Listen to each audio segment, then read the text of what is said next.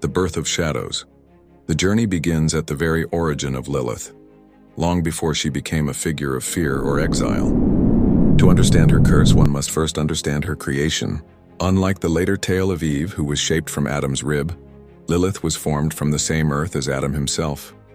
This truth, buried under centuries of redaction and denial, was once known by the ancients, who saw her not as a demon, but as the first woman, equal in birth, equal in essence, equal in power. Part 1 leads us into the deep prologue of her story, where creation was not a tale of harmony but of tension. Here Adam and Lilith rise together from the clay, their eyes opening to the same light, their breath drawn from the same source. There was no hierarchy at first, no subservience. Yet this equality would not be tolerated by the structures of heaven and earth that demanded order, obedience, and the silence of the feminine. As the session unfolds, the student is drawn into Lilith's first refusal, her unwillingness to bow beneath Adam, not out of rebellion alone, but out of recognition that they were created side by side.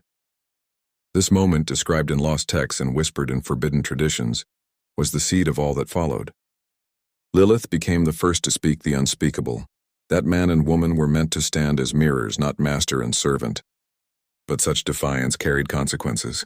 Day 1 explores how the refusal to bend became her exile, how her very name was stricken from sacred records, and how the memory of her equality was replaced with the image of a demoness who preyed upon children and men. The truth was buried beneath layers of fear, but the shadow it cast never faded. This opening session asks the reader not to judge, but to feel, to imagine what it meant for the first woman to be cast out, not because she was lesser, but because she claimed her own divinity.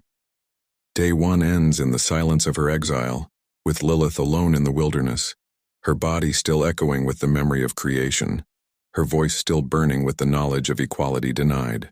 By the close of this first session, the seeker begins to realize that Lilith's story is not about rebellion against light, but about the cost of demanding to be seen as equal in a world built on hierarchy. Her curse is not simply punishment, and it is the wound of a truth too dangerous to be spoken. Discover The Curse of Lilith, now available on Amazon and Google bookstores.